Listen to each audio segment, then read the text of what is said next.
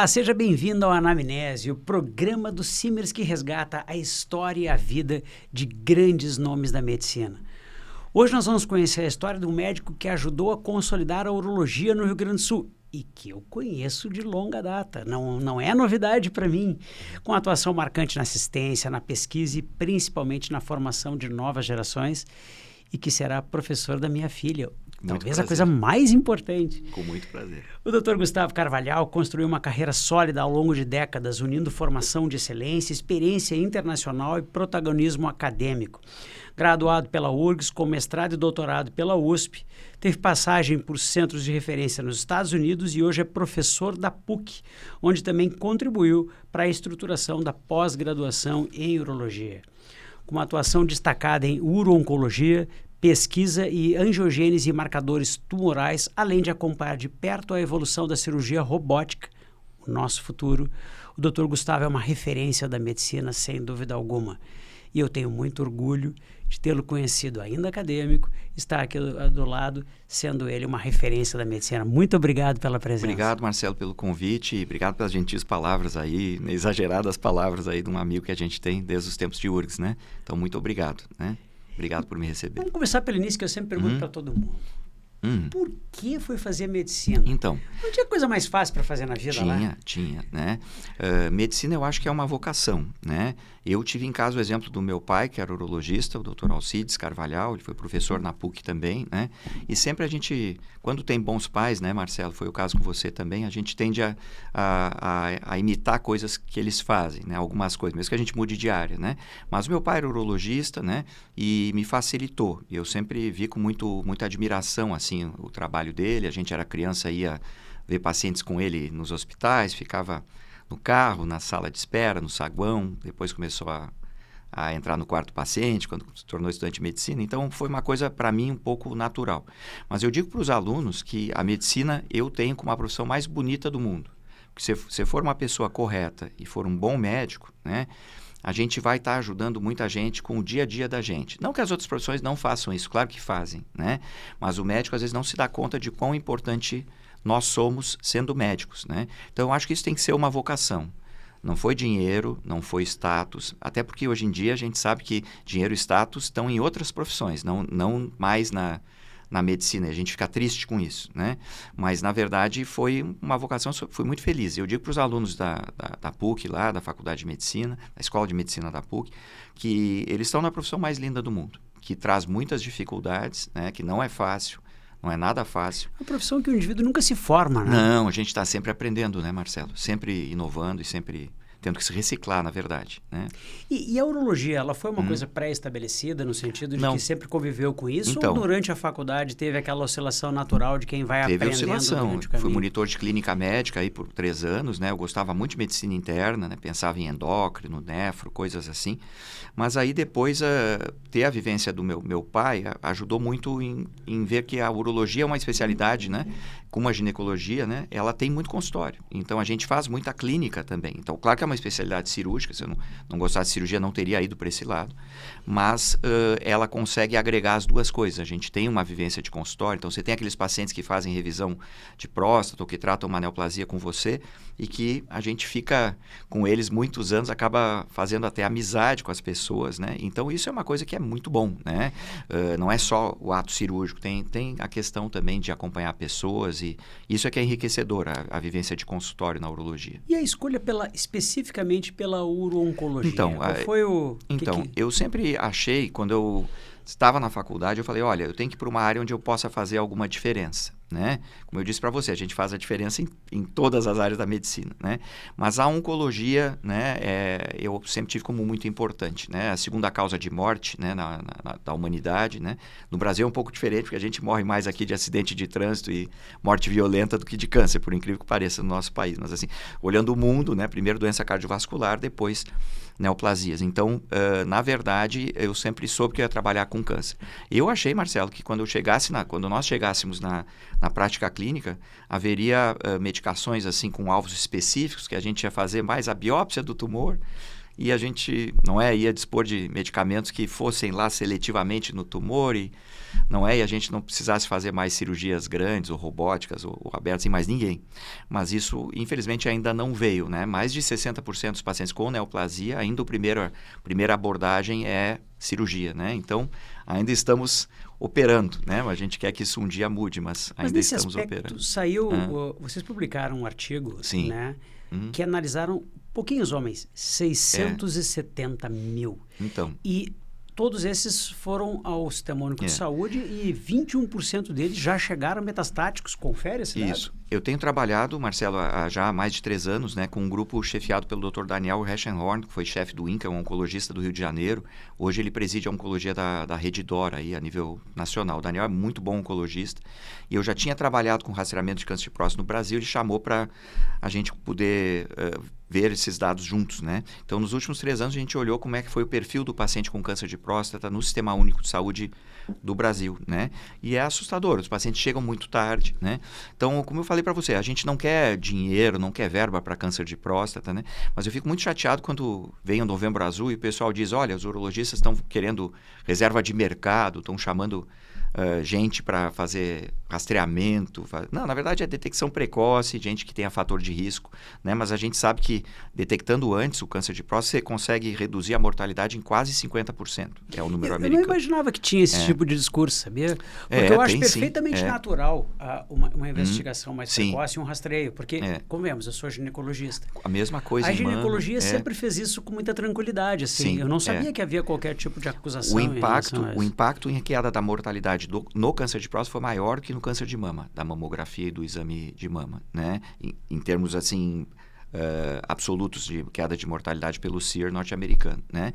Então, assim, é muito importante a gente lembrar os homens, especialmente quem tem histórico familiar ou quem tem ascendência africana, né? De que existe a possibilidade de fazendo um exame de sangue, de examinando com o seu médico, você achar esse tipo de doença numa fase mais precoce. Mas os homens ainda têm muito medo de ser examinados, né? Que história é essa? Porque essa é uma coisa bem interessante, porque eu vou dizer que basta ter um pouquinho de maturidade, pouquinho, inclusive de inteligência, para perceber que isso é uma bobagem. É uma bobagem. Me ajuda aqui para... Na verdade, o que acontece, né? O grande vilão, assim, é o toque retal, né? O pessoal chega, ele vai me fazer um exame pelo ânus, vai me examinar pelo reto, que é isso, né?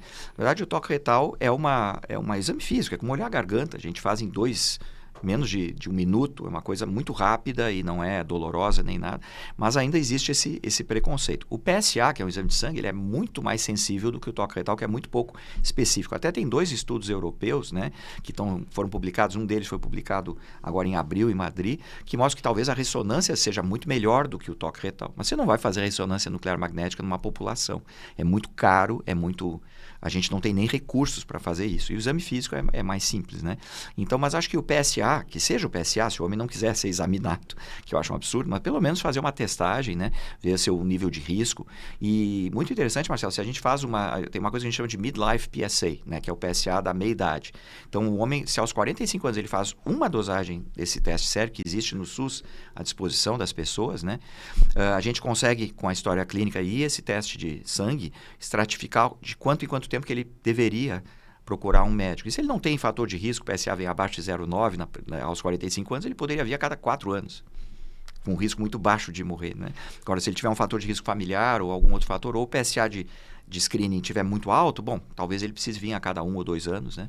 E é verdade, se eu tiver um PSA muito baixo, a partir de uma certa idade, eu posso dizer, não é que eu não vou ter câncer, porque ninguém pode dizer, mas que eu não vou morrer de câncer de próstata? Você não pode dizer isso, você pode dizer que o risco é muito baixo, né? Então, a gente sabe hoje que 90% das mortes por câncer de próstata no mundo, os pacientes tinham PSA acima de 1, né, aos 45, 50 anos de idade. Né? Então, quer dizer, com muita propriedade. Se a gente vai pensar estratégia de saúde clínica, talvez essa primeira avaliação aí no início da vida adulta, né, da meia-vida, né, aos 45, 50 anos, seja o balizador de o quanto você vai precisar fazer ou talvez até quanto você não precise fazer. Ou seja, não tem que parar com preconceito.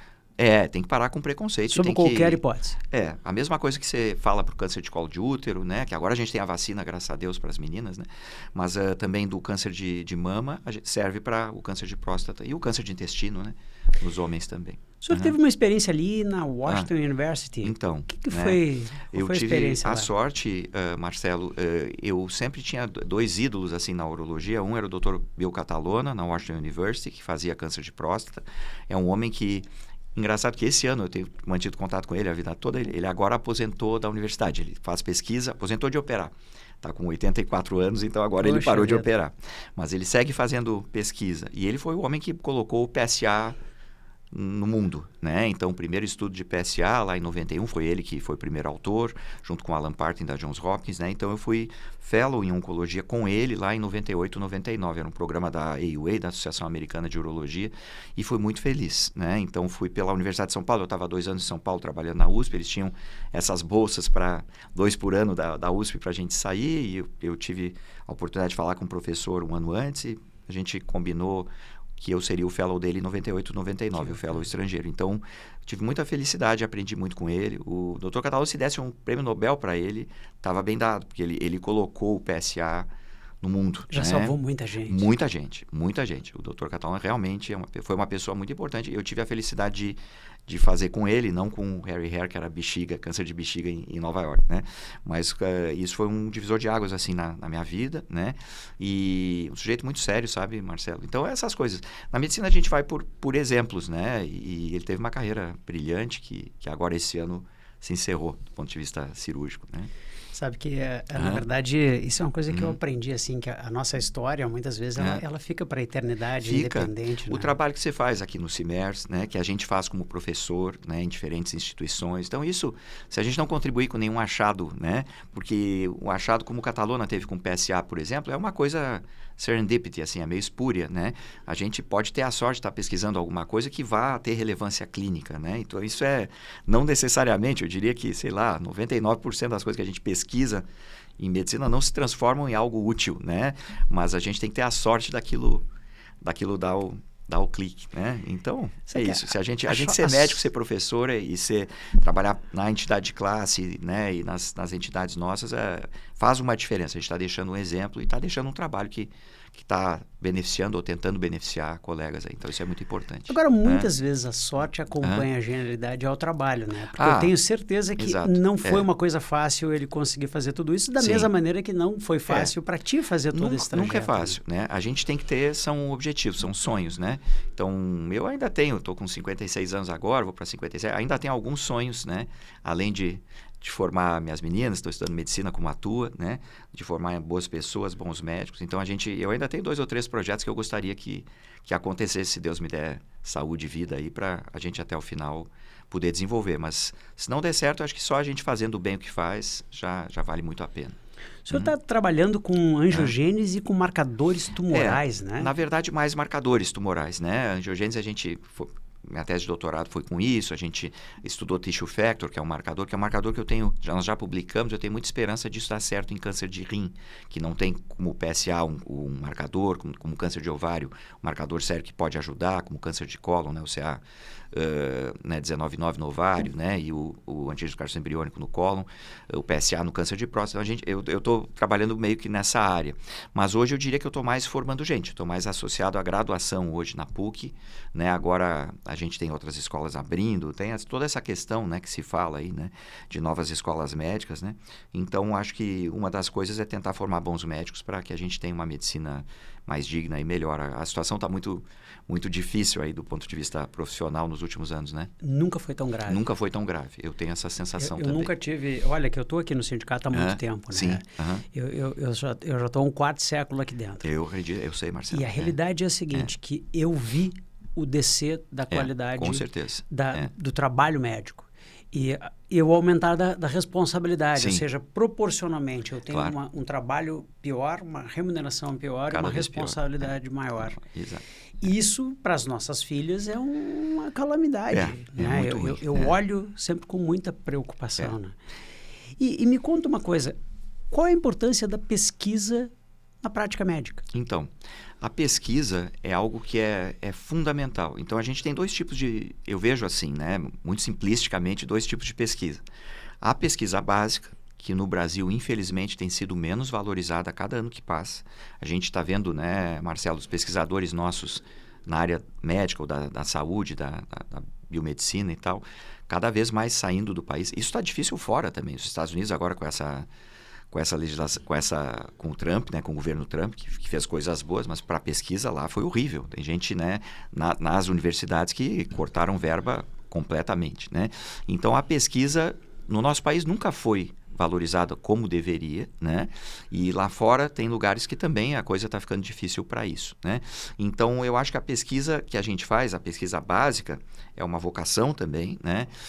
E é difícil a gente coordenar a pesquisa com assistência. Aí vem o segundo tipo de pesquisa que eu digo, que é a pesquisa à beira do leito e tal, que tem que ter o input clínico, que é a que a gente chama de pesquisa translacional, né? O médico que tem a percepção das dificuldades ou de um problema que não foi resolvido e tal, daqui a pouco ter ideia de, em interação com o pessoal da pesquisa básica, você desenvolver um marcador, ou uma droga nova, ou uma técnica cirúrgica nova para evoluir dentro da especialidade, né? Melhorar resultado, diminuir morbidade, né? Então, nesse sentido, eu acredito que uma carreira acadêmica, assim, que a gente está formando gente, ela não deva, assim, dispor da pesquisa na sua atividade. Mas eu acho muito difícil a gente fazer pesquisa de ponta sem uma estrutura. Você entende? Às vezes a gente tem boas ideias, mas não tem uma estrutura de pesquisa sólida para basear isso, né? Mas não dá para a gente deixar disso, né? Quem tem vocação acadêmica, eu acho que tem que, de alguma forma, interagir com pesquisa básica e, pelo menos na pesquisa translacional, tentar contribuir de alguma forma. A docência acabou fazendo parte da sua vida meio que desde o início, né? Desde o início. Foi desde a formação como monitor até seguindo, ou seja, foi fez ali. parte. Eu tinha uma colega que é a Rosaura Rodrigues, não sei se você vai te lembrar dela aí da faculdade. A Rosaura entrou na política, tá em Santa Catarina agora. Mas eu estava, né, mostrando para eu e o Marcelo Maltic, que é reumatologista, nós íamos sábado e domingo escondidos estudar a anatomia lá. Então, não sei se chama o Jorge, um funcionário da URGS que mancava de uma perna, que a gente fazia um acordo com ele, ele abria lá a anatomia. Então, eu e o Marcelo, a gente ia operar os cadáveres lá, meio que escondidos, assim, no fim de semana. Então, a gente acabava estudando, aprendendo. Marcelo sempre foi muito estudioso, né? Um excelente reumatologista. Então, a gente acabava estudando anatomia. E lá pelas tantas, eu estava mostrando lá né, o duodeno para os alunos. Lá eu tinha ido no fim de semana. E a Rosa falou, Carvalhal, tu vai ser professor. E é mesmo. Então, desde sempre. Mas isso foi a minha mãe. Minha mãe era docente da URGS na Letras, né? E eu sempre gostei dela. Recebia muito bem os alunos em casa e tudo. Então, acho que a gente acaba herdando um pouquinho do pai e mãe, né, Marcelo? Então, foi Sabe por aí que meu que pai foi. e minha mãe foram professores e é a coisa que eu faço com maior felicidade e tranquilidade na minha vida é dar aula. É isso aí. Você teve em de casa, uma tranquilidade, assim.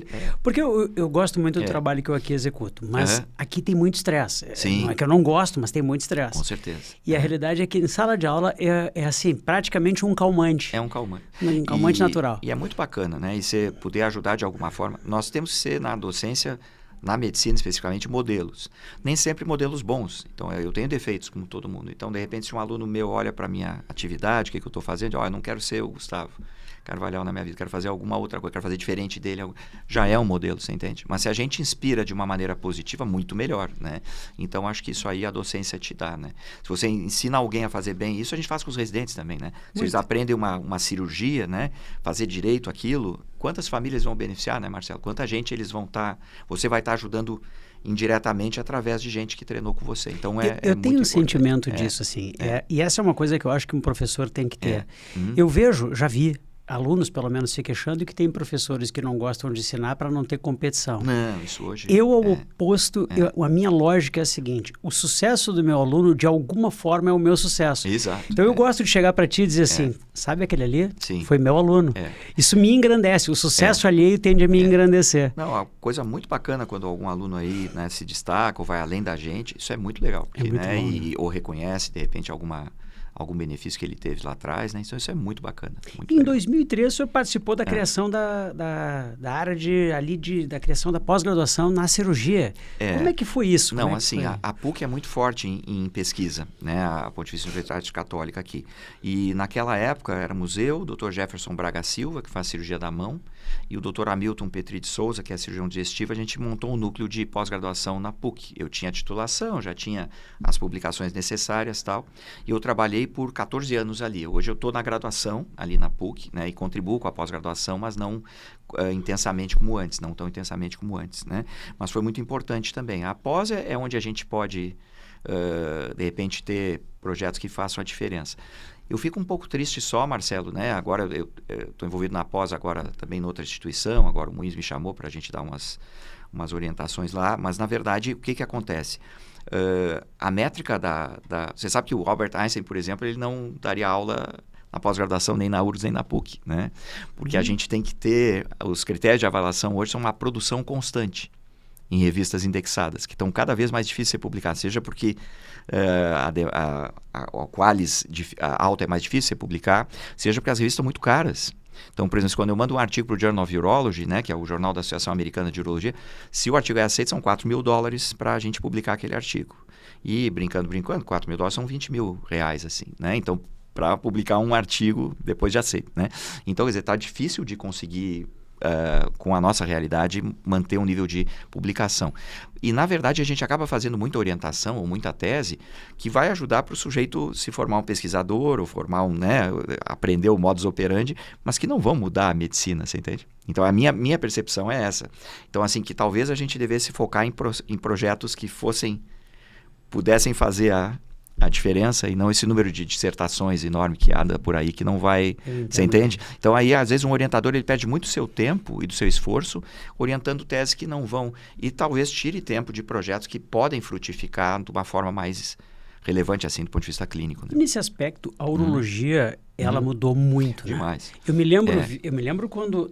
Não é que fosse simples, todas as especialidades evoluíram, mas me parece que a urologia evoluiu um pouco maior. Eu me lembro que quando eu entrava em cirurgias para cálculo coraliforme, que fazia aberto, né? Uma cirurgia aberta de grande porte, tudo mudou. Né? Muito. Você sabe, Marcelo, que existe aquela publicação, né, que diz que cada especialidade médica, em 5 anos, ela altera a prática em mais ou menos 15% a 20%. Ou seja, um aluno como nossas filhas aí começa uma faculdade de 6 anos, quando elas se formarem 6 anos depois, já 20% da especialidade que elas escolherem para a residência já vai estar diferente do que no ano que elas entraram, né? Então, na urologia foi o laser, foi a laparoscopia, né, que a gente participou da implementação há muitos anos. Em 2018 chegou o robô no Rio Grande do Sul, então aí a robótica. E tudo são coisas que a gente tem que se aprender, mas a medicina é assim, né? Os nossos pais também, os que vieram antes, tiveram que se adaptar. E daqui a pouco é o que a gente estava conversando antes da gravação, né? Daqui a pouco, na cirurgia, por exemplo, né? A gente já está fazendo cirurgia à distância, com plataforma robótica, daqui a pouco o robô vai fazer sozinho. Eu não tenho dúvida disso. Isso vai chegar, né? Então, o médico, a gente tem que ser essa interface, assim, muitas vezes, entre a máquina e o ser humano, né? Que eu acho que é o mais importante, na verdade, na medicina. E qual é o avanço que a urologia está esperando? Qual é o futuro? O que tu imaginas, especialmente na tua área de oncologia, o que a gente pode imaginar? O que eu, como paciente... Nós tivemos agora, né, e isso é de 2017, essas drogas, né? Não, então, Marcelo, nós temos, então, você perguntou de inovações, né? Tem essas drogas novas que são moduladores do sistema imune, que estão dando mais tempo de vida para muita gente com câncer urológico, câncer de bexiga, câncer de rim, por exemplo. A gente tem um exemplo do jornalista aqui da RBS, nossa, que era o Davi Coimbra, né? O Davi entrou num estudo clínico em 2013, que, na verdade, ele teria 7 meses de expectativa de vida, ele viveu mais de 10 anos, né? Com essa medicação, né?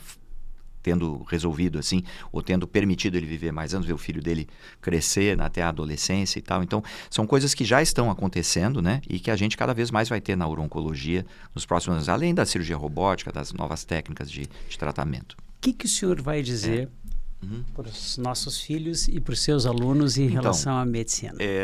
Eu diria que eu ainda tenho parte do caminho. Esses dias eu estava assistindo, né, o teu programa com o Dr. Camargo aqui, né, que tem uma trajetória muito mais longa. Então, muito orgulhoso eu estou de estar aqui, no lugar onde, né, o pessoal mais antigo também está tá sentando, doutor Bruneto, outro dia entrevistou contigo, assisti também.